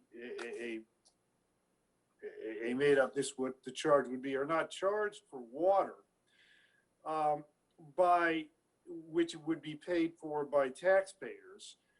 The water fund the revenue is only paid for by water ratepayers, and I'm not sure that that is a fair way to look at how this works. I think taxpayers, not ratepayers, have to fully pay for the use of water by town buildings. And I don't know, we should have a long discussion, not for this budget, a long discussion about how much should be in there for water usage for fire, if in fact we have that. Because if you have the water fund only paid for by water ratepayers, you are giving a subsidy to the taxpayer those who don't have water. I mean, that's just a way ahead. So I just wonder what your thoughts are on that, Rich and Jack. Well, I guess that definitely is a long-term discussion and perspective for sure. There's lots of things along those lines that we could discuss about the water fund.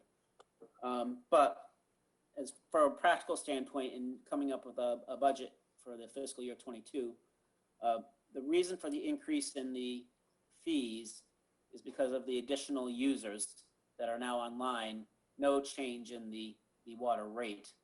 And so with what's on store for the upcoming year, with the number of people connected, it's self-sufficient. And I think probably where we'll have an opportunity, not to say we don't have an opportunity with the operating budget as well, but what ends up becoming important and what affects a lot of the discussion, which is going to become more pertinent probably within 3 to 5 years, is we're gonna have to start funding capital and maintenance and repair costs. And I think that's probably where we'll wrap all of this into. I don't want to presume anything. Our discussion could go any number of directions, but typically, once you start introducing capital costs and having to repaint a storage tank, which costs tens of, if not hundreds of thousands of dollars, that's your opportunity to, have all those other considerations accounted for. All right. Steve, you had a question, I think? Yes, Jerry, and it's actually somewhat related to yours. Is any of the debt service on the water bonds being paid for by the ratepayers? No. As a So matter the of fact, ratepayers are paying for operating costs. that's correct. Excellent. I was always confused by that, and that's a good answer. Thank you. And just since you mentioned it, it's like one of my legacies, so I'm gonna, be humble brag a little bit here. But about, as a lot of people didn't like my name about 20, 25 years ago, because this was a big issue across the state for lots of towns, some locally for even. So, but all of our water debt is excluded debt. So if you are raising money on top of your tax rate to pay for that debt service, you can't also raise money otherwise to pay for that same debt service and still raise that money on your tax levy. And so, Oh, that's very interesting. But as Jackie said last week, I hope that's not your only legacy. no, but I've it cost lots of towns lots of tax levy capacity over the years. No, that's interesting. So if I had understood that, I would have known the answer to my question. Thank you. But the Department of Revenue, about 1999, was a local town. As an auditor, I picked up on that issue and was all kinds of legal opinions going back and forth. And so for the past 20 years, the Department of Revenue has been catching towns left and right doing that. Raising money on the tax levy, then raising other money to pay for the debt, which essentially is a backdoor override. Interesting. Thanks. That's helpful, Rich. Appreciate it. Yeah. Rick? Yeah, did I hear right that the schools do not pay for the water? The schools do not pay for the water. Why is that true for the high school where the costs are shared?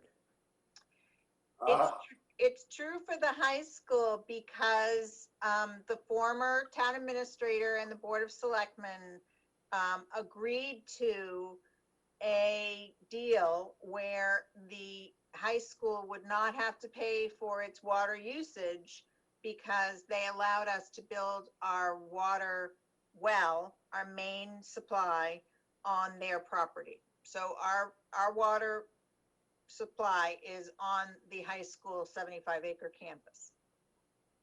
Okay, I understand, and it was negotiated to get access, yeah. Yeah, it was a forever easement for that. And I just wanted to go back to Steve's question. We did have one resident have a really interesting conversation with me that I will never forget when I was first here. I want to say 2016, when she called this water system the communist water system. And it really is, in some senses, designed to give every single parcel access to public water. And in return, every single parcel has to pay for the capital cost. And That's no different than the communist police department and fire department and Department of Public Works, right? And even us communists. I know. So I just, I there, Mary. A very contemporary concept. but I am happy to report that we are at 1,346 users with 155 pending users for a grand total of 1,501. We thought we'd break even at 1,500, and that's where we are. We're at 1,500. So Terrific. That's wonderful news. So that's good. Does it? I see Silvio, you're still here. You don't have to be. You're always welcome. We love it, but you don't have to be, Silvio. Just saying that. That's all. Don't feel as though we're gonna zing a question to you. Does anybody any questions on the recap of that Rich had. Any more questions before I go on? Mary? Rich, can you tell us what's the total amount that we have in the stabilization fund at this time? With the 780 being, with the 780 being added? Yeah, I can. Might just take me a second. But if you move on, maybe I can, I'll mention it in a few minutes, if you don't mind. Okay. And I hate to give you the wrong number. All right, any other questions All right. before I go to the minutes? Art, Peter? Art, Got one. I have a question. Oh, Art, yeah. Can I ask a question? Yeah. Since Silvio stayed on, why didn't you tell us about that great new road that you built? Nauset Lake Beach Road. Yeah, it was a fantastic effort of a lot of people coming together to make that happen. I can't say that we can take the credit alone. The National Seashore was very grateful, very helpful. We had a lot of listening sessions with all the residents in the area too. All the neighbors were also very grateful throughout the whole process. And it was a resounding success. We went in there, we blazed the trail, and now we have a road that leads, a parallel road to the old road. And, that hopefully will serve us and those residents for years to come, because if you go out there now, you see how close the bluff is. So it's definitely something that was imminently going to happen. And to not have that anxiety anymore as to how we're going to provide access is huge. I've been through this same situation in other towns too that had erosion issues, and you could not believe the amount of discontent and not working together, and you slowly started losing the road and people still couldn't come together. And here in Eastham, I got to tell you, it was easy as pie.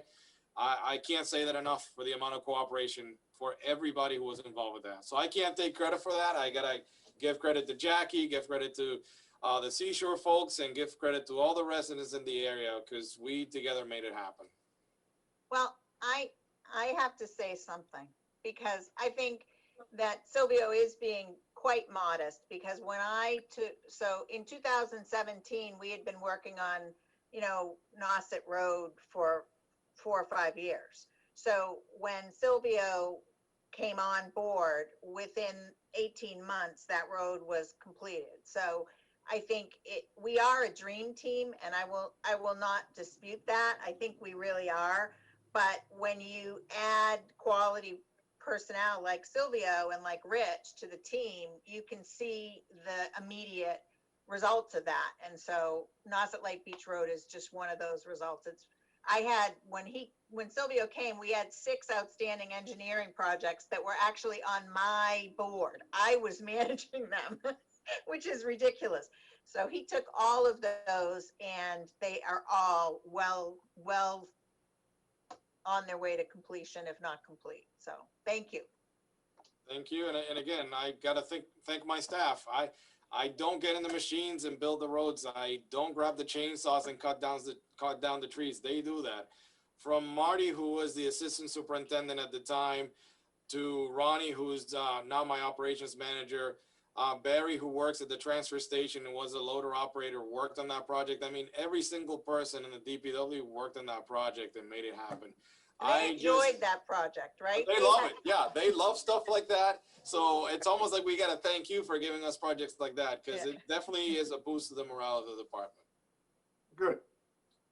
See, there's a reason you stayed on, huh, Silvio? I see now. Okay. Any other questions? Yeah, Jerry, just Rich, go ahead. wanted to let you know Mary's question. Oh, yes. Stabilization fund right now is 689,000, and with the new money added in, it would be 1,469,000. Wasn't that our goal to hit a million, Jackie? I think wasn't that the original goal? That was the original goal, but we had no idea how good we were going to be at this saving money thing. So now that we're on it, Rich keeps raising the bar. So I think the new bar is what? Well, the initial target usually is 15% of your budget. And so this puts us just under 15%. So going into next year's process, we have some flexibility as to how we want to, what we want to do with that money. So from from 57,000 to 1.5 million in 5 years. That's Yeah, fantastic. bravo. That should help with with our rating, shouldn't it? Yeah, all the reserves do. Yeah.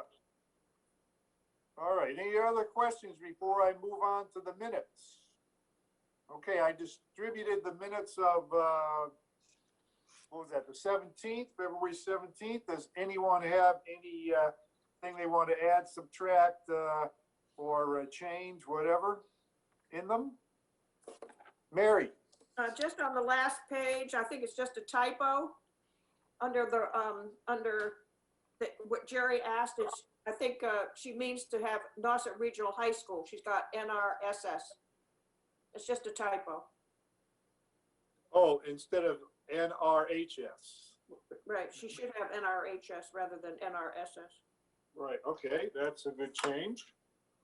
An excellent change. I didn't catch that one.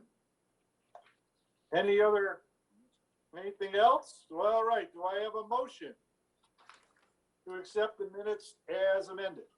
I make Have a the motion. minutes be accepted as amended, the minutes of February 17th. That's Mary. Do I have a second?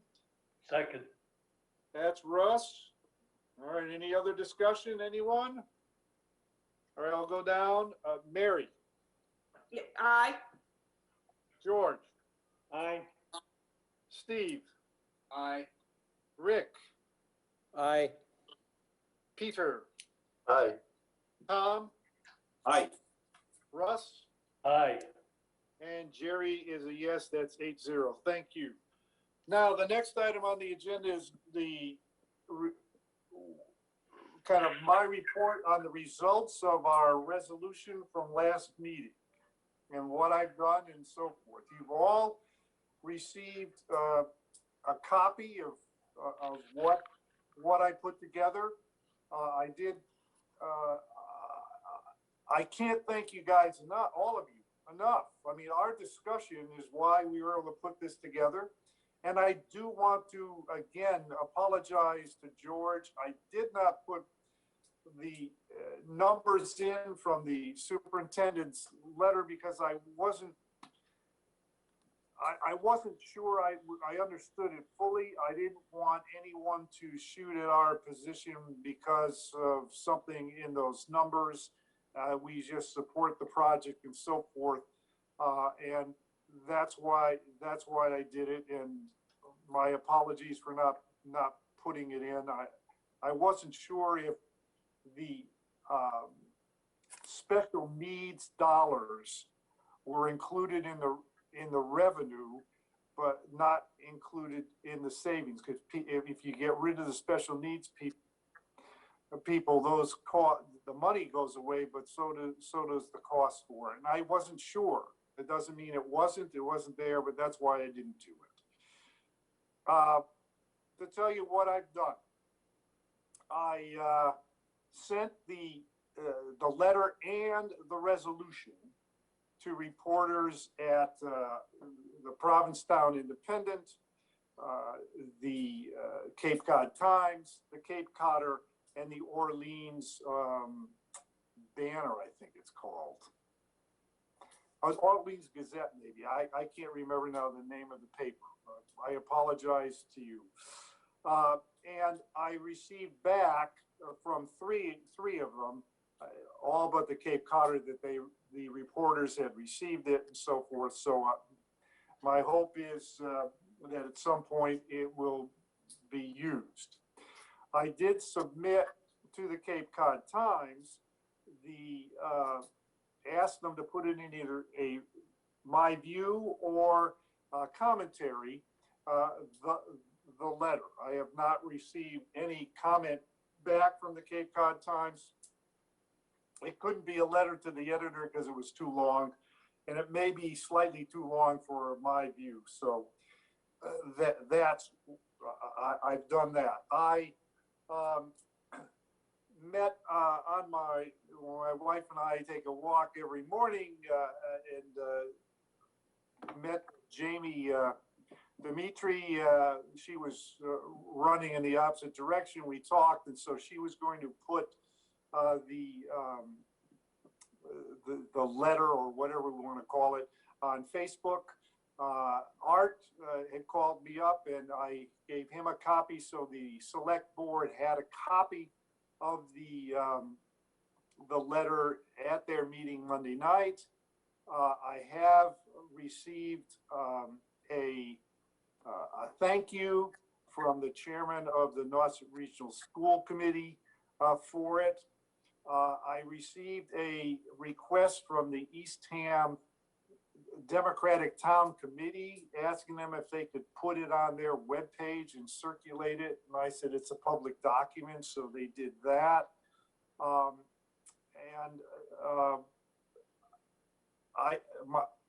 I haven't received any threatening emails or phone calls.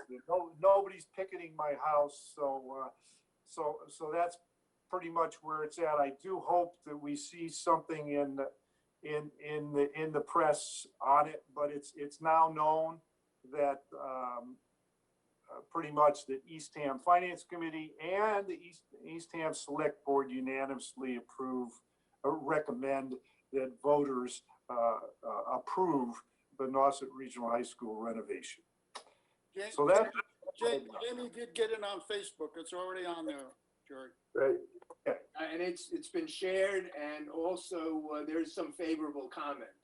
It's still early, but there has been some already. Yeah, it's early, and we'll see. I mean, the point is, I mean, Eastham is a significant change, at least from the Finance Committee standpoint, a significant change from at least the other two Finance Committees that have been reported. I think the select boards in the other towns weren't unanimous, but they had significant majority. I think both of them 4-1 in favor of the project. So that's where it stands. I hope that I didn't. Orleans was 5-0. 4-0. It was 4-0. Okay. Orleans was 4-0 with one abstain Jay, because yeah. Mark works for the system. Okay. One of the,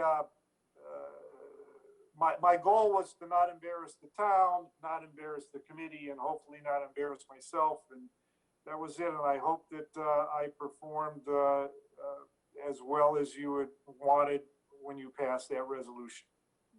Jerry?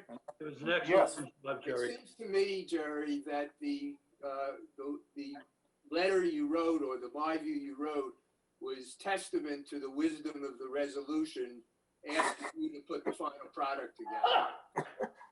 Yeah. I think you did. Don't hurt yourself, patting yourself Yeah, there. the fact, Did a good job. yeah. Russ, you wanted to say something, I think?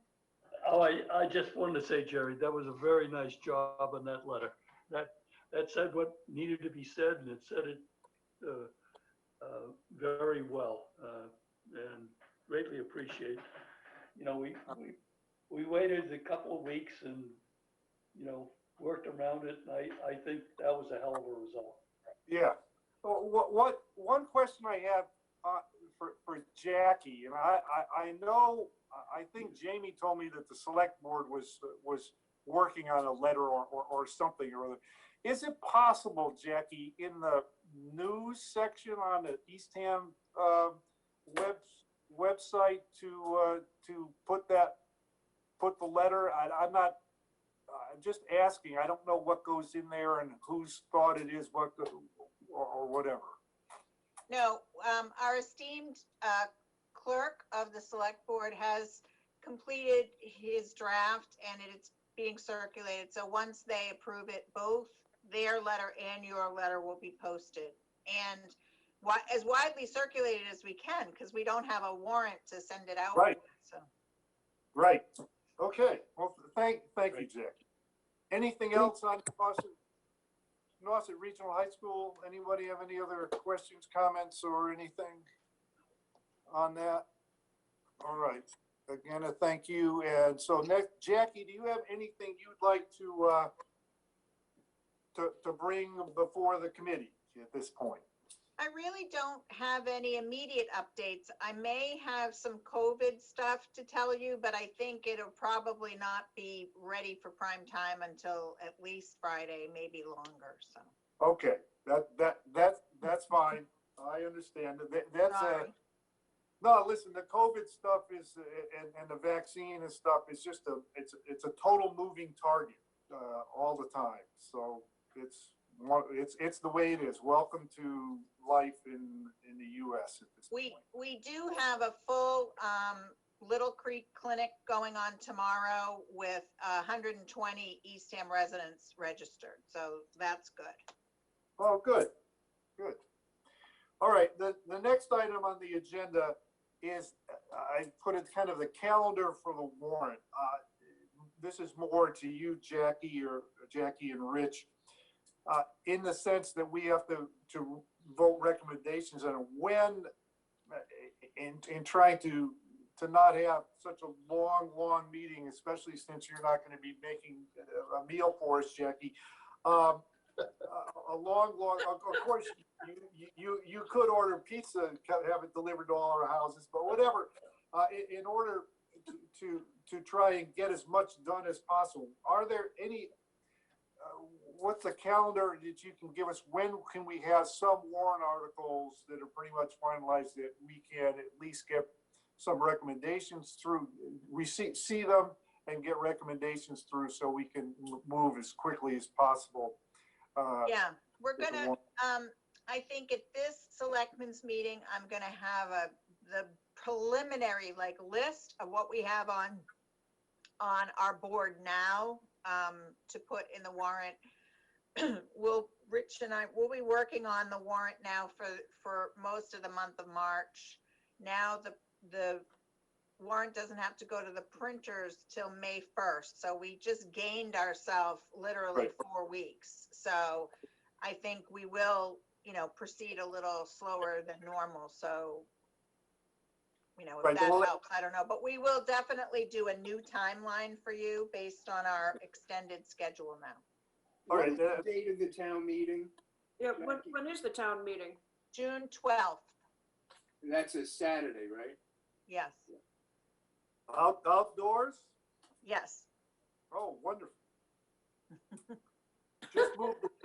Should be nice. And maybe we could do a wedding at the same time and make Why the not? town money, We just move that tent a little bit or whatever. Exactly, yeah.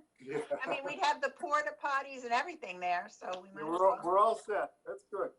All right, we've got the next item is new business, and I have one piece of new business. It's kind of asking for advice from the committee.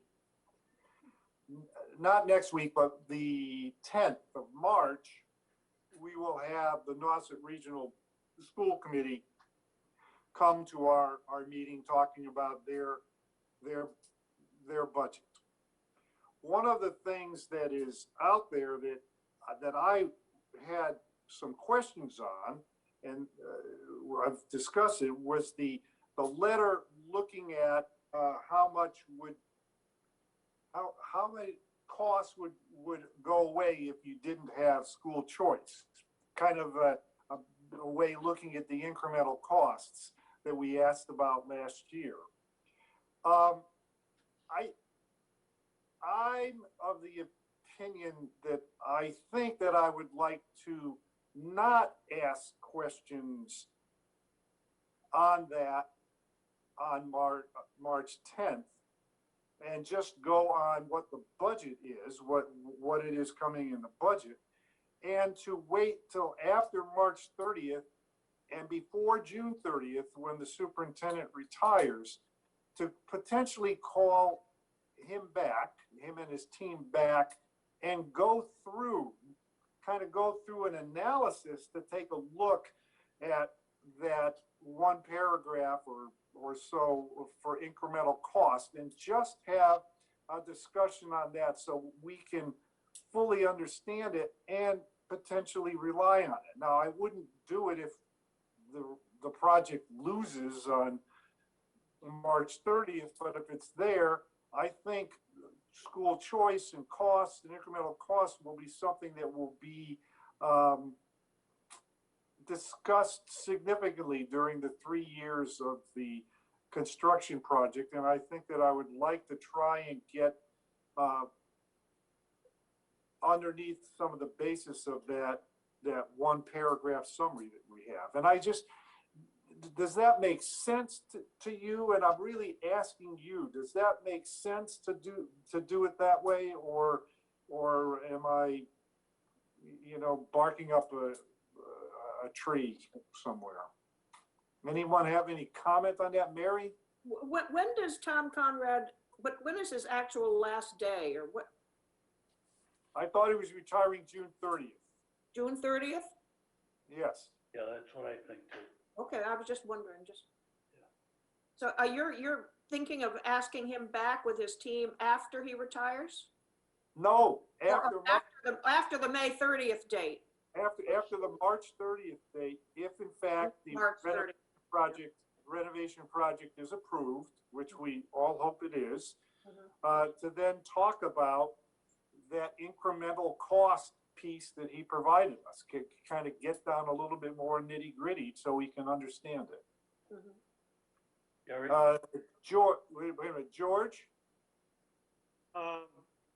It would be interesting to have that conversation, but I don't see any value in it. We will be beyond the vote, and the assumption for having the meeting is that the vote is passed. So I just think that, people are going to be beyond the school choice issue at that stage and be relieved, I hope, that the project has been approved. So I just don't see the value and the relevance at that point in time. Plus, you've got an outgoing superintendent. His views are going to be irrelevant once he retires, and you're going to have a new superintendent. You might have a whole different take on it.